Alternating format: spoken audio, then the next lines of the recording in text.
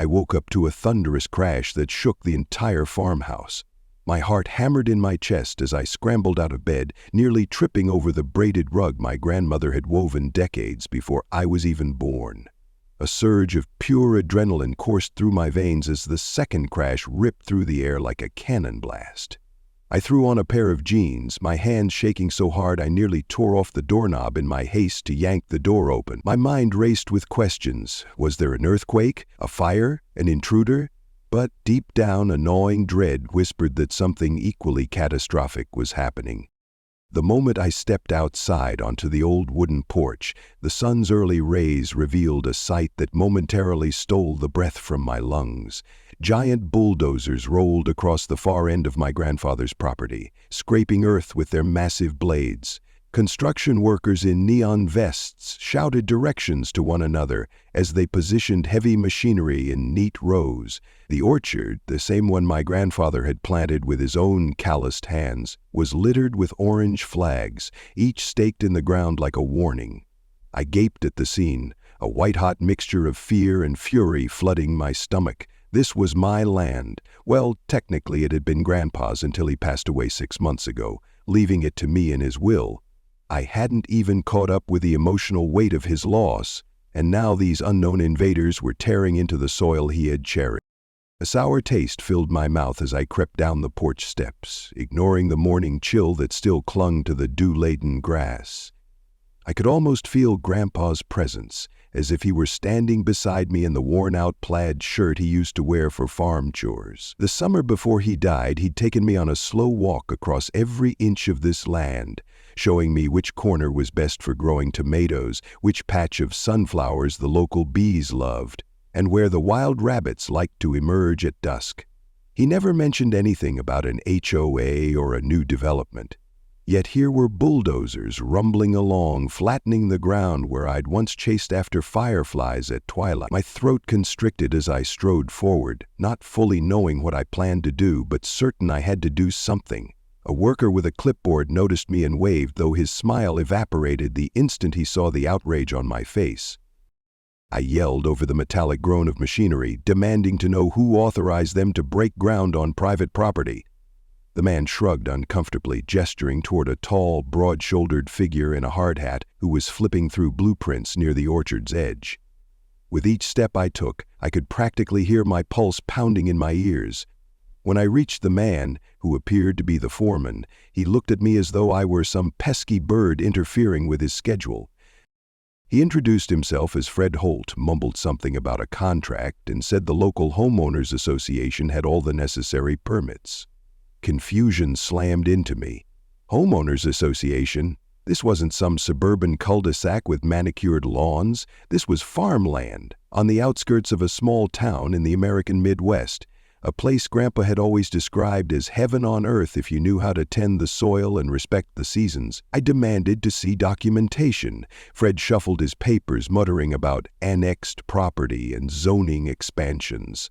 My mouth went dry. I was not an expert in property law, but I had enough sense to know that nobody could legally annex Grandpa's land without his explicit consent. And as far as I was aware, Grandpa had refused any attempt by outside entities to slice off even a single acre. There was definitely more to this story. I stormed off, promising Fred I'd return with legal backup if necessary. My head swirled with questions as I dug my phone out of my pocket and dialed my best friend, Caitlin. She lived a few miles down the road and had a sharper mind for legal matters than I did, mostly thanks to her mother, who worked in a local law office. Caitlin's voice crackled with confusion and alarm when I told her about the bulldozers. She said she'd head right over. I hung up, clutched my phone with a trembling hand, and stared at the orchard, which looked almost tranquil despite the chaos at its edges. This orchard had witnessed cookouts, birthday parties, my first steps as a toddler, and Grandpa's last summer. I could still picture him leaning against one of the apple trees, tipping his straw hat at me with a gentle grin, proud of how I was learning to prune the branches. Grief coiled in my chest, intensifying my determination. I refused to let anyone bulldoze the place he loved. By the time Caitlin arrived, the metallic din of bulldozers had lessened, but they were still steadily grinding the soil. She parked her pickup truck haphazardly near the barn and jogged across the field. I rushed to meet her, breathless even though I hadn't run far.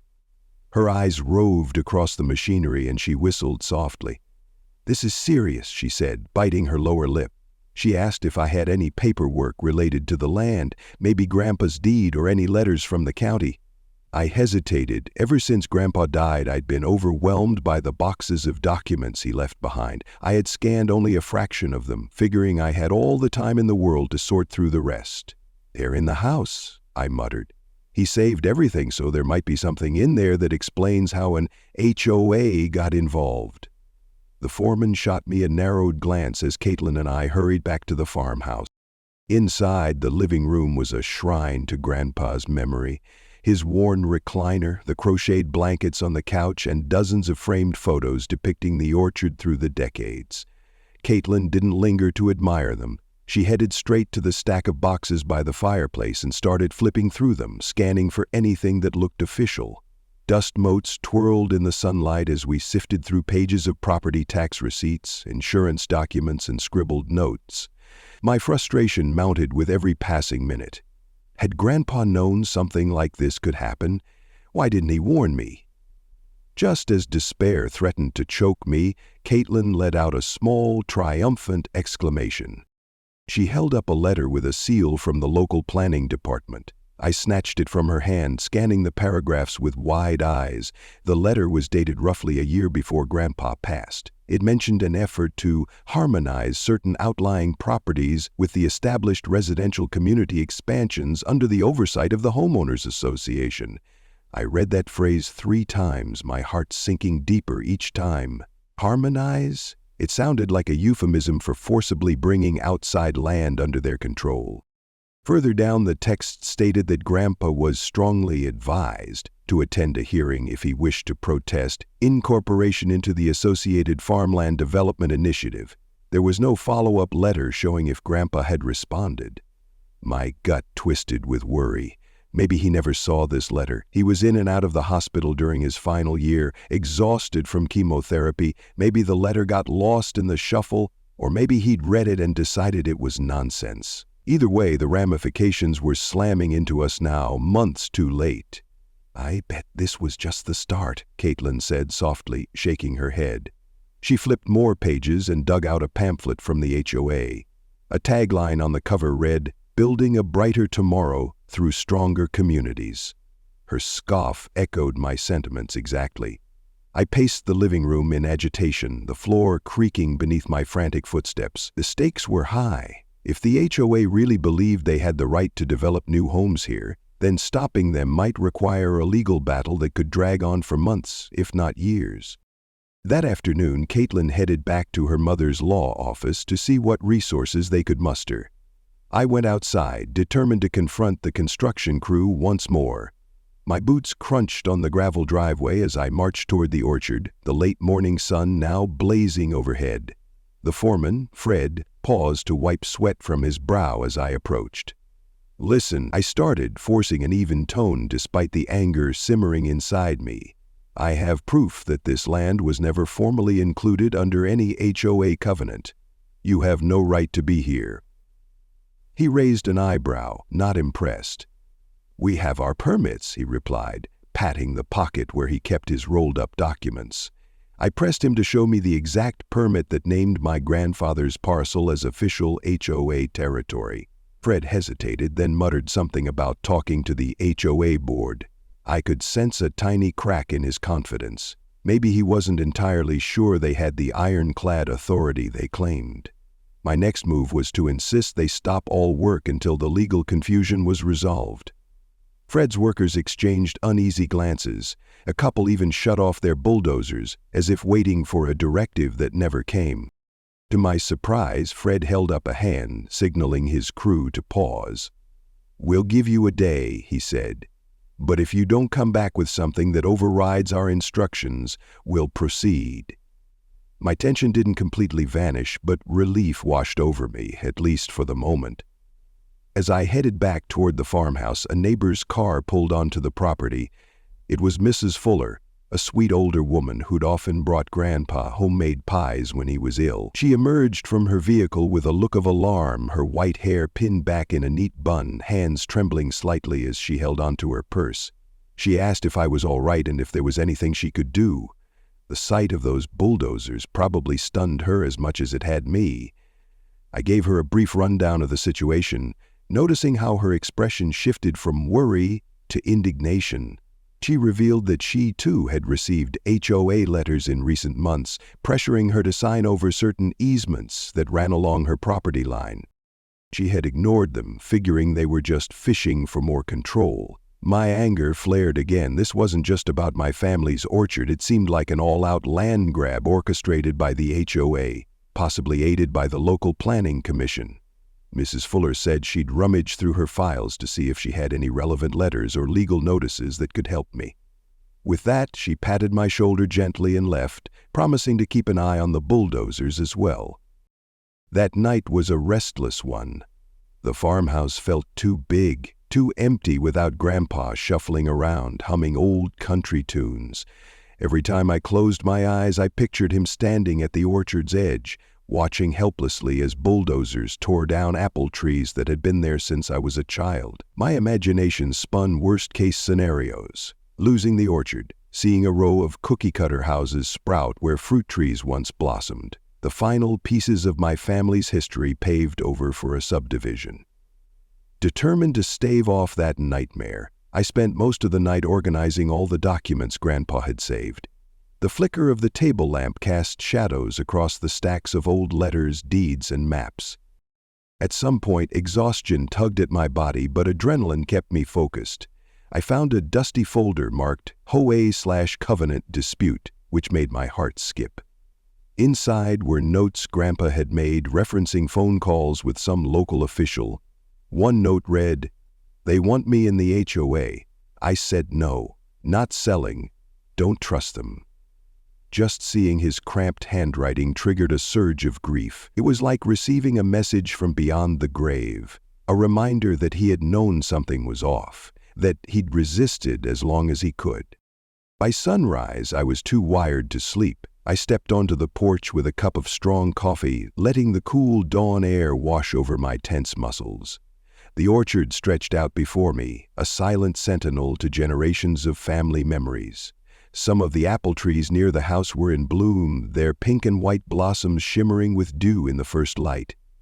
Despite the bulldozers parked at the far end, this place still held a timeless beauty. My phone buzzed, jolting me from my thoughts. It was Caitlin, urging me to meet her at her mother's law office right away. I gulped the rest of my coffee and hopped into my truck, tires kicking up a trail of gravel as I sped off.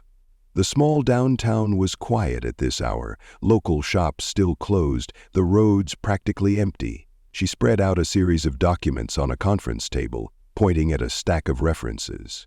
"We found at least 5 instances where the HOA's claims on external properties were overturned in court," she said, eyes gleaming with hope. "They seem to rely on vaguely worded zoning expansions and assume nobody will challenge them." Her mother, Ms. Preston, joined us, brushing back her curly gray hair as she examined the folder I'd brought. Her calm, measured tone steadied my frazzled nerves. She explained that if the HOA never received Grandpa's explicit written consent, and if the county records didn't reflect a clear vote or hearing outcome, then the HOA's claim was shaky at best. The key would be to file an injunction immediately, stopping any further construction until the case could be sorted out legally. I breathed a small sigh of relief. At least we had a strategy. But I also learned something unsettling. Big organizations like this HOA sometimes used intimidation tactics. They counted on homeowners feeling overwhelmed, isolated, and too financially strapped to fight back. "That's probably why they sent the bulldozers first," Ms. Preston noted, sipping her tea. "They wanted to scare you into compliance." Her words kindled a slow burn of determination in my chest. I thanked her for her help, promising to gather everything we needed from my grandfather's files, so she could draft the legal documents.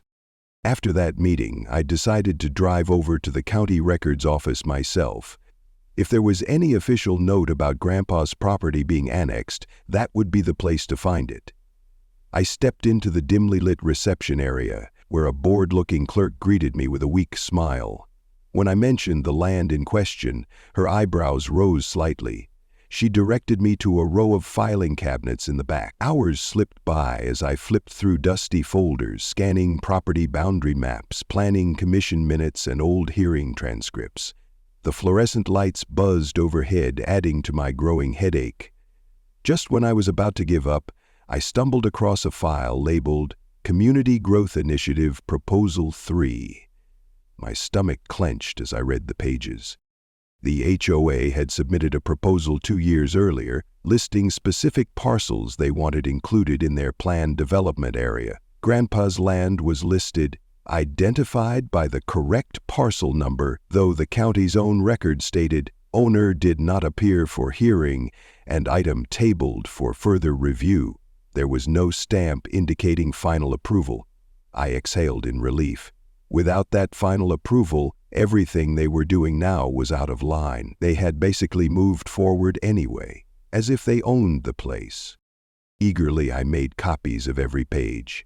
The clerk gave me a sympathetic nod, admitting she'd heard rumblings of questionable HOA behavior before. Grateful, I hurried out of the office, armed with proof that I hoped would be enough to halt the bulldozers for good. At home, I spread the copies across the farmhouse kitchen table, aligning them with the documents Miss Preston planned to reference in the injunction. The orchard beckoned just outside the window, leaves rustling in the midday breeze. I glanced out and noticed with surprise that the bulldozers were still parked in place, but no one seemed to be operating them. Maybe the workers were waiting for the foreman's signal, or maybe the foreman had started to doubt the legitimacy of his orders. Regardless, the lull bought me time, and I intended to use every second of it. That evening, Ms. Preston arrived at the farmhouse to go over the paperwork. She nodded approvingly at the county documents, calling them a smoking gun. If the county never gave official approval for the annexation and my grandfather never signed anything, the HOA's legal foundation was basically non-existent. She pointed out a potential complication, however. If the HOA had friends on the county board, or if they claimed Grandpa's silence equaled consent, we might have a battle on our hands. Hearing that made my pulse spike again, but she assured me we had a strong position. The plan was to file for an immediate court injunction the next morning. We'd also serve the HOA with a cease and desist letter. Once they realized we weren't backing down, Ms. Preston hoped they'd fold, rather than risk a public court defeat. I prayed she was right. Early the next day, we headed to the county courthouse. The building had an austere quality, stone columns, heavy wooden doors, and a distinct hush in the corridors. My stomach twisted into knots as Ms. Preston guided me to the appropriate office to submit the injunction request. Bureaucratic formalities seemed endless. Lines to stand in, forms to sign, copies to be notarized. By the time we walked out, the sun was high in the sky, and I felt both exhausted and oddly empowered. A small measure of official protection was now in motion. Next came serving the cease and desist to the HOA. Miss Preston took care of that. She told me to check my mailbox regularly for their response, and not to be intimidated if they tried to contact me directly. True to her prediction, I got a phone call later that day. The caller introduced himself as Martin Rutherford, lead counsel for the HOA. His voice dripped with polished confidence, the kind that made you feel like a child being scolded by a teacher. He insisted I was mistaken about the annexation, that the HOA had ample proof the property was under its jurisdiction, and that my best course was to cooperate. My blood boiled, but I kept my composure, calmly referencing the county records I had found. The silence on the other end of the line told me I'd struck a nerve. Eventually, Martin said the HOA would schedule a meeting with me to discuss matters amicably. Then, he abruptly ended the call. I paced the kitchen, fury radiating through me. How dare they act as if they could just take what wasn't theirs and bulldoze someone's history? Grandpa's orchard wasn't just a piece of dirt, it was his life's passion, a refuge where he raised me during summers when I was a kid, teaching me how to prune apple trees and coax tomatoes to grow plump in the sun. The memory of him leaning on his cane, gazing out at the orchard with pride, tightened my throat. I whispered a silent vow that I wouldn't let the HOA or anyone else destroy what he'd nurtured for so long. During the days that followed, the bulldozers stayed idle. The workers seemed to have disappeared, leaving their equipment behind like silent, hulking beasts. I took advantage of the lull to share my story with nearby residents. Many had their own HOA horror tales. Arbitrary fines, forced changes to property, incessant demands. Some were too frightened or financially strapped to fight back. Others offered moral support, relieved to see someone stand up to the powerful organization. My next-door neighbor, Mr. Ramirez, revealed that he'd been pressured into giving the HOA a right-of-way through his land for a planned walking path. He never received compensation, and they never built the path, yet they maintained the right-of-ways, limiting what he could do with his own property. Hearing these stories fueled my determination. I started to see my struggle not just as a personal crusade, but as part of a larger pushback against an overreaching group that relied on intimidation and confusing regulations. Eventually, the day of the amicable meeting with the HOA arrived. I drove to their main office, a shiny, modern building situated in a prim business park that felt worlds apart from my grandpa's rustic orchard. The receptionist directed me to a sleek conference room. Tall windows overlooked a perfectly landscaped courtyard with spouting fountains, the epitome of controlled aesthetics. I couldn't help thinking how different it was from the untamed beauty of Grandpa's farmland. Sitting around a long, polished table were several individuals who introduced themselves as the HOA board members. I recognized Miss Kramer, the president, from the pamphlets I'd found in Grandpa's files. She was a tall woman with a severe haircut, her sharp gaze dissecting me as though I were an inconvenience. To her right sat Mr. Jones, an older gentleman who seemed more like a board accountant than a community leader. And at the head of the table, calmly shuffling papers, was Martin Rutherford, the lawyer who'd phoned me with that condescending tone. Miss Preston joined me, her presence reassuring. We exchanged polite nods, though the tension in the air was palpable. Martin launched into a rehearsed speech about how the HOA benefits the community, referencing safer neighborhoods, property value increases, and a sense of shared responsibility. I nearly rolled my eyes. He spoke as if he were discussing a glorious social program rather than an unwelcome intrusion onto land that was never theirs. Ms. Kramer chimed in with a saccharine smile, claiming they'd welcomed Grandpa into their association long ago and that she was sorry for any confusion I might be experiencing. Ms. Preston patiently let them speak, then placed our evidence on the table, the county records showing no final approval for annexation, Grandpa's notes indicating his refusal, and the letter from the planning department stating the hearing had been postponed with no follow-up. Martin pursed his lips, Ms. Kramer's smile vanished, and Mr. Jones suddenly looked fascinated by his cufflinks. They tried to argue that Grandpa's absence at the hearing equaled tacit agreement. Ms. Preston promptly shut that down with legal precedents establishing that failing to appear at a hearing does not imply consent. The tension in the room skyrocketed as Ms. Preston added that we'd already filed for an injunction. "If you proceed with construction," she said firmly, "you'll be in violation of a court order." I watched Miss Kramer's facade crack. Her jaw tightened and a flicker of panic danced in her eyes. The board members huddled, whispering furiously among themselves. Eventually, Martine re-emerged as their spokesperson, trying a different tack. "What if we purchase the land from you?" he offered, his tone sugar-coated. "You can name your price. We'll even throw in a relocation package." The audacity made my vision blur with anger. They wanted to buy out an orchard that had been in my family for generations, all so they could pave it over for more houses. "Not for sale," I said through clenched teeth. The finality in my voice must have registered. Martin cleared his throat and adjusted his tie. Ms. Kramer stared daggers, and Mr. Jones looked like he'd rather be anywhere else but that room. The meeting ended on a chilly note, with Martin insisting they review their options. Miss Preston and I headed out, relieved we hadn't been there longer. As I stepped into the parking lot, I couldn't resist one final glance at the immaculate landscaping and fountains. How many small victories had they won through intimidation and bureaucracy? Enough to afford this plush headquarters, evidently. I climbed into my truck, exhaling a breath I hadn't realized I was holding, grateful I had legal backing and the moral high ground. Over the following weeks, the HOA tried every trick in the book.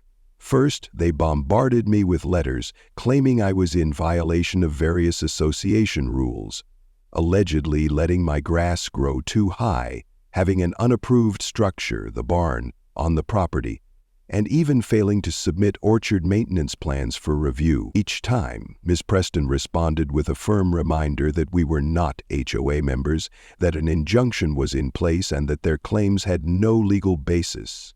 Then they pivoted, sending me friendly invitations to community events, presumably to lure me into some form of compliance. I ignored them all. The orchard was mine, and I wasn't about to be tricked or bullied. The standoff simmered. The bulldozers disappeared entirely after the first court hearing, which confirmed the injunction.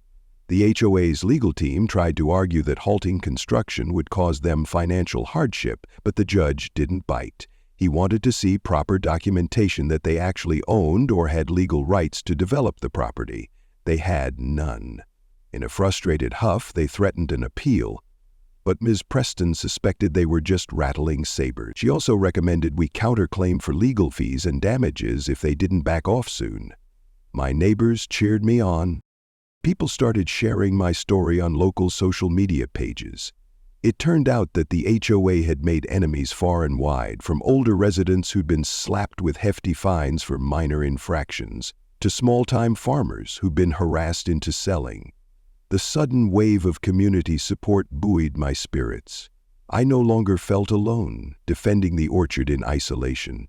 It was like an entire wave of pent-up frustration with the HOA had found a rallying point in my grandfather's farm. Stories came to me of families forced to tear down backyard sheds, grandparents ordered to remove garden gnomes, even children scolded for chalk drawings on sidewalks deemed unsightly.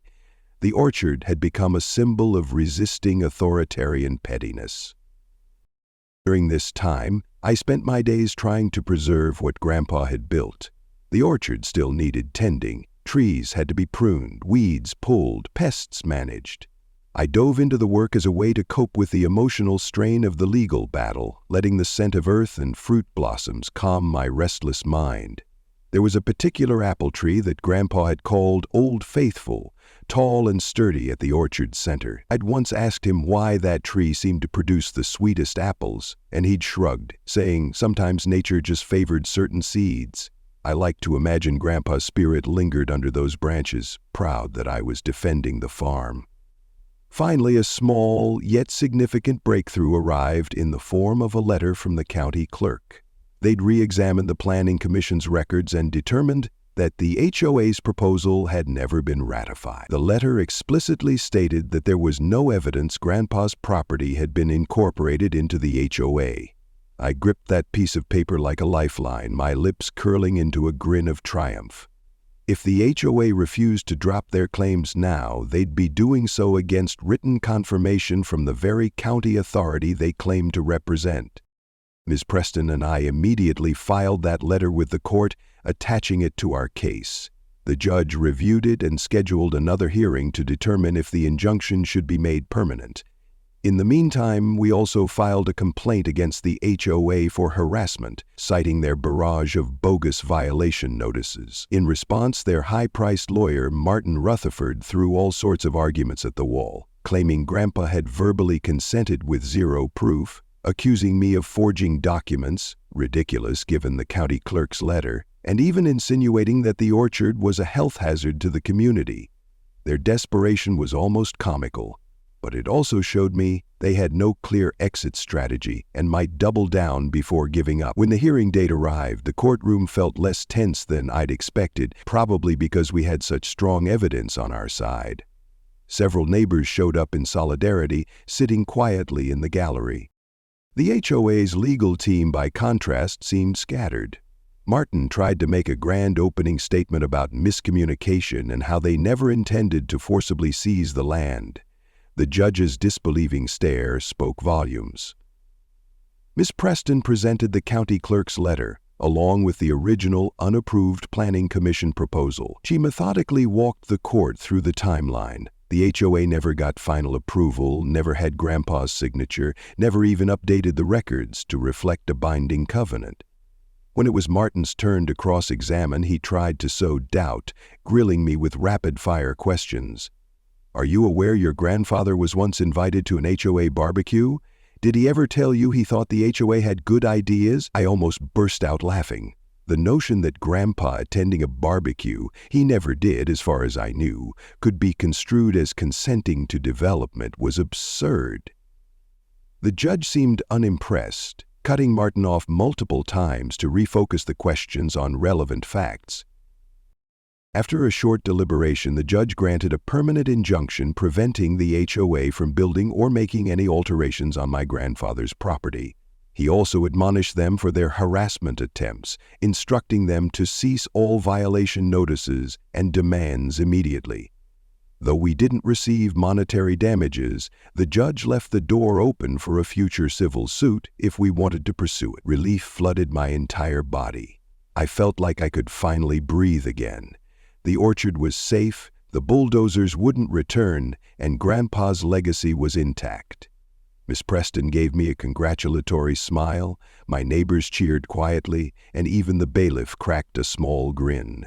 Martin and Miss Kramer stormed out of the courtroom, ignoring reporters from the local paper who had come to cover the case. Word spread fast. Within days, the orchard drama became a sort of local legend. Strangers approached me at the grocery store to shake my hand, some telling me how they'd been bullied by similar associations and felt inspired by my victory. I tried to stay humble, reminding them I'd only won because I had help. Ms. Preston, Caitlin, a sympathetic county clerk, and an entire community that refused to let bullies run amok. But the story didn't end at the courtroom door. A week after the ruling, I received a letter from a newly elected HOA board member. Apparently, several on the old board had resigned in disgrace following the court's decision. This new member was apologetic, stating they never wanted the association to become a predatory entity. They offered to meet, hoping we could find a way to mend fences. I sat on the porch, reading the letter while the orchard's leaves fluttered in the summer breeze. Part of me felt a flare of resentment. After everything they put me through, they wanted to mend fences? But another part of me felt something close to pity. Perhaps these new members truly wanted to create a neighborhood watch or a beneficial community group, not a land-grabbing bureaucracy. I wrote back politely, declining any involvement but expressing hope that they would adopt more ethical practices moving forward. The orchard, I emphasized, was off limits. The next months were some of the most peaceful I'd experienced since inheriting the farm. Without the looming threat of bulldozers, I could devote myself fully to caring for Grandpa's orchard. Early mornings found me trimming branches or harvesting apples, afternoons saw me spraying organic solutions to ward off pests, and evenings were for quiet reflection on the porch, the sun setting over rows of shimmering green. Sometimes I'd still feel a pang of loss, wishing Grandpa were there to see it all, but I found solace in knowing I honored his memory by defending the place he loved. Word of our victory even led to unexpected friendships. Mr. Ramirez invited me over for dinner, where I met other neighbors who'd fought smaller-scale battles against the HOA. We shared stories over homemade tamales, forging a sense of camaraderie that left me feeling more connected to the community than ever before. Mrs. Fuller, whose pies had comforted Grandpa in his final days, dropped by with another freshly baked treat. She beamed when she saw how the orchard had survived unscathed, calling it a triumph for the little guy.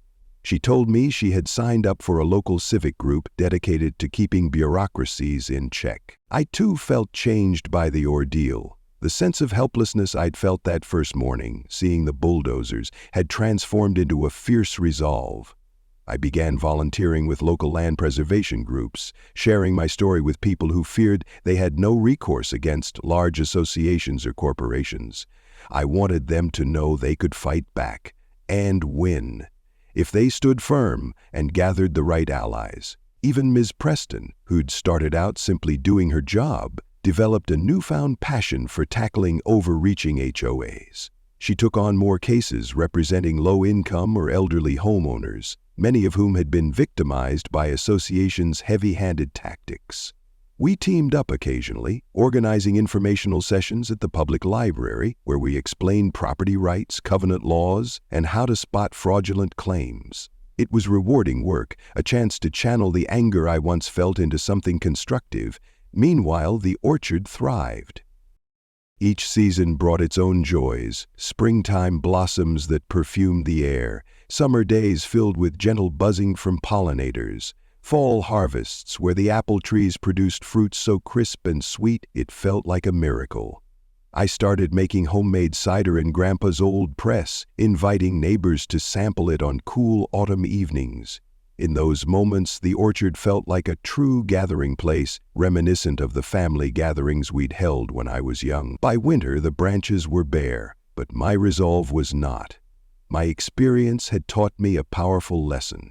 No matter how formidable the adversary, you can stand your ground if you have truth on your side and the willingness to fight for it. That truth extended beyond property disputes. It applied to any injustice where those with power hope their victims are too frightened or too confused to resist. Then, on one serene February afternoon, when the orchard was silent beneath a dusting of snow, I received a knock on the door. To my surprise, it was Miss Kramer, the former HOA president, who had glared at me in the conference room. Gone was her severe haircut. She wore a less formal style, and her posture was cautious. I invited her inside, curiosity outweighing my leftover anger. She explained that she'd stepped down from her position shortly after the court ruling. "I was caught up in something bigger than myself," she admitted softly, folding her hands. "They told me it was perfectly legal to annex properties for the good of the community." I believed them. Part of me still boiled at how she'd tried to bulldoze Grandpa's land, but I saw remorse in her eyes. She offered a quiet apology, saying she realized too late that the system was rigged to expand the HOA's power with little regard for individual property rights. "I know it won't fix what happened," she said, her voice trembling, "but I wanted to say sorry, and to let you know that not everyone in the HOA was malicious. Some of us were just misled or too afraid to question the leadership." A long pause stretched between us, the only sound the faint ticking of the old grandfather clock. Finally, I nodded. It didn't erase the stress and heartache she'd helped cause, but it was a start. Accepting her apology felt like the final step in releasing the anger that had weighed me down for months. She left, looking relieved, and I stood by the window, watching her walk away, with the winter sun glinting off the snow. A sense of peace settled in my chest because I realized the orchard wasn't merely saved, it was free.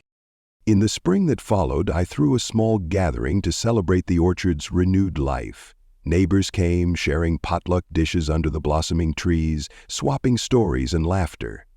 A gentle breeze carried the scent of apple blossoms throughout the yard, mingling with the aroma of grilled food.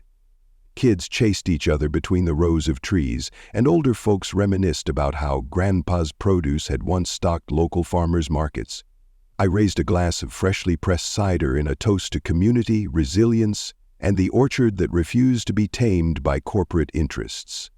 The gathering stretched late into the evening, lanterns illuminating the orchard as people lingered, reluctant to leave.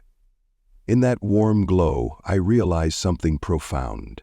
Adversity can bind people together just as powerfully as it can tear them apart. The orchard was living proof of what you can protect when you stand together, fueled by the simple conviction that your heritage and memories are worth fighting for. One day, as I checked the mailbox, I found an envelope addressed in a familiar scrawl, Grandpa's old handwriting. My heart nearly stopped. After a moment's confusion, I realized the letter must have gotten lost in the postal system or been misfiled for months. With trembling fingers, I opened it. Inside was a note Grandpa had written to me before he passed, a letter he must have tried to mail from the hospital. It read, "If anything ever happens to me, remember that our land is precious not just for us, but for everyone who shared our family's harvest. Don't let anyone tell you it's worthless or that it belongs to someone else. Stand your ground, kid. I believe in you." Tears blurred the ink on the page. Grandpa couldn't have known the exact struggle I would face, but his words felt uncannily prophetic. I read the letter twice, letting his voice guide me once more. That moment became the emotional capstone to all I'd endured. It wasn't just about me or the orchard. It was about fulfilling a promise to protect what generations had built. Years passed, and I carried on Grandpa's tradition, distributing baskets of apples to local charities and neighbors. The orchard grew stronger each season, and the farm slowly transformed into a modestly profitable venture. People from the nearby town started visiting on weekends, picking apples, feeding the goats I'd added to the barn, and enjoying the open space. I even hosted a small harvest festival one October, complete with hayrides, local musicians, and stalls where artisans sold crafts. The orchard became a community anchor, exactly what Grandpa would have wanted. Sometimes I still caught wind of HOA disputes in surrounding neighborhoods, but the association that once tried to steal my land had drastically changed its tune. Under new leadership, they claimed to prioritize genuine community well-being, reducing fees and clarifying rules. Residents reported fewer fines, more transparency, and an environment that felt more like a cooperative effort than a power trip. Whether that was genuine reform or just good PR, I didn't know, but at least it signaled a step in the right direction. Every so often, I'd come across someone who recognized me from news stories or local chatter about that orchard standoff. They'd ask if I had any advice for people locked in battles against bureaucratic bullies. I always said the same thing. You have to believe your voice matters. You must gather evidence, find allies, and use the system's own rules to your advantage. Never assume you're too small to win. It was a lesson I learned the hard way, but it stuck with me. There was a tangible shift in my worldview, too. Where before I might have viewed law and bureaucracy as dull or confusing, I now saw them as tools that could be wielded for good or ill. The difference lay in who had the courage and knowledge to use them correctly. That understanding pushed me to become more active in local governance, attending planning commission meetings, voicing opinions on zoning proposals, and ensuring that farmland like mine wouldn't be quietly annexed into sprawling developments ever again. With each meeting I attended, I glimpsed the face of democracy in its purest form. Ordinary people grappling with local issues, trying to shape the policies that would affect their everyday lives, and I, for one, refused to sit on the sidelines. One autumn evening, as the orchard glowed with the fiery hues of changing leaves, I took a slow walk down the rows of trees. My footsteps crunched through fallen leaves, and the air held that crisp edge, signaling winter's approach. I paused beneath Old Faithful, the apple tree Grandpa had always cherished. Leaning against its trunk, I gazed up at the branches, their fruit already harvested for the year. Traces of pink sky peeked through the canopy, a final salute to the setting sun. In that quiet moment, the entire saga replayed in my mind, waking to the bulldozer's roar, frantically searching Grandpa's documents, standing before a judge, feeling my heart pound with both fear and hope. The orchard was still here, thriving, a testament to the power of perseverance. I closed my eyes, whispering a small prayer of thanks to Grandpa, to Miss Preston, to Caitlin, and to every neighbor who'd helped along the way. Even to the reformed members of the HOA, who eventually realized that a community thrives best when people cooperate rather than dominate. The world kept spinning, new crises would arise, and bureaucracies would still tangle people in red tape. But for that moment, I let myself revel in the victory, the orchard's gentle rustle, a lullaby of peace. Over time, I realized I'd grown into the role of steward for this land, a role I'd never expected or planned for. My younger self once dreamt of traveling the world, living in city apartments, chasing corporate success. But inheriting the orchard changed me. I found a purpose in these acres of apple trees, their blossoms heralding new beginnings each year. It wasn't about tradition for tradition's sake. It was about preserving a living, breathing landscape that connected people through shared history, nourishment, and quiet refuge. Sometimes local kids on field trips would wander through, marveling at how apples actually grow or giggling at the goats bleating for treats.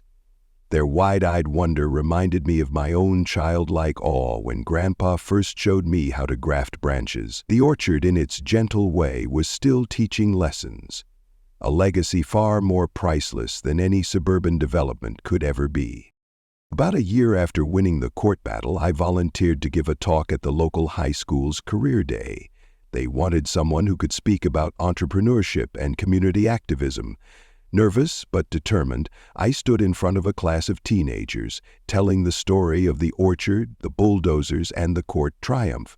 Their questions ranged from, "How did you not give up?" to, "Were you ever scared?" And I answered truthfully, "I was terrified, but my love for the orchard outweighed my fear." I explained how gathering evidence and learning the rules made all the difference. When a student asked if I ever regretted not taking a payout from the HOA, I simply smiled. "No amount of money would replace what we have there," I said. A sense of pride washed over me as I saw the looks of understanding flicker across their faces. Maybe a seed of courage was planted in those young minds that day. Life moved on, but the orchard remained the steady center of my universe. I expanded the farm a bit, adding a pumpkin patch and a small greenhouse. During holiday seasons, families came to pick pumpkins, share hot cider, and take home a piece of that orchard magic. I had never felt so fulfilled. And with each passing year, the orchard seemed to whisper, "You did it. You kept us safe." The fight left me wiser. I understood that bullies aren't always obvious thugs on street corners. Sometimes they're hidden behind corporate titles, legal jargon, and official seals. Yet the principle remains the same. They bank on fear and ignorance. And just as importantly, any system that allows such bullying can be confronted from within if people stand together, learn the rules, and refuse to be silenced. Eventually, the orchard's reputation as a saved sanctuary grew beyond our county. A couple of out-of-town journalists reached out, hoping to document the story of how a small farm had beaten back a powerful HOA. I was hesitant to open old wounds, but the notion that sharing our experience might help someone else warmed my heart. We spent a day walking the orchard, taking pictures beneath the sunlit canopy. The article, published online, highlighted the orchard's colorful past, and the moment everything almost fell apart. "Sometimes the best defense against injustice is the courage to speak up," I told the reporter. The piece went semi-viral, attracting comments from readers far away who had faced similar struggles. People wrote, "Your story gave me hope," or "Now I know not to give up against my HOA." Those messages reaffirmed that we hadn't just saved a farm, we'd proven a point that resonated far beyond our little corner of the world. I kept Grandpa's letter in a drawer near my bed, pulling it out whenever I felt uncertain or burdened by life's usual ups and downs. His words, "Stand your ground, kid, I believe in you," were a beacon of reassurance. In quiet moments, I could almost hear his gravelly laugh, picture the way his eyes lit up when he spotted the first buds on the apple trees each spring. His spirit dwelled in the orchard soil, in the farmhouse's creaking floorboards, and in my own heart. I vowed to pass that spirit on, whether through community outreach, educational programs, or simply living by example. Protecting your roots doesn't mean rejecting progress. It means respecting what was built before, ensuring that growth doesn't come at the expense of heritage, nature, or kindness. In the end, that's the core lesson the orchard taught me. It's not just about boundaries and deeds and legalities, though they matter, of course. It's about recognizing the value of a place that holds memories, fosters community, and offers renewal in a world obsessed with expansion at any cost. If I had caved to the HOA's intimidation, the orchard would have been replaced by asphalt and rows of identical houses. Instead, it remains a testament to perseverance, a living story that continues to bloom season after season. And that final deep truth is what I want to share with anyone who hears or reads this tale. Never underestimate the worth of what you hold dear. Bureaucracies and bullies will come, brandishing contracts and rules to chip away at your resolve. But if your cause is just and your spirit unwavering, you can harness their own system to stand your ground. Knowledge is power, community is strength, and love for what truly matters can tip the scales against any seemingly invincible machine. So when the bulldozers roar and the suits start talking, remember the orchard, remember the fight, and remember that victory often belongs to those who refuse to yield. My grandfather's land still stands, lush and vibrant, proof that some things in life are simply not for sale. And here's the lesson I carry in my soul, the one I hope resonates with everyone. When we protect what's precious, our memories, our communities, our shared values, we affirm a deeper sense of humanity.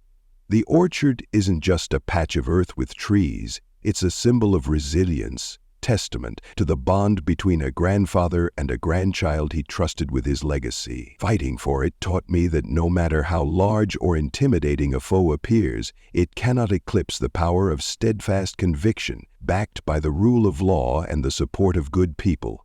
Challenges will come and go, but the orchard's blossoms will return each spring, unwavering, reminding us that true growth emerges not from fear, but from love, perseverance, and an unshakable belief in doing what's right.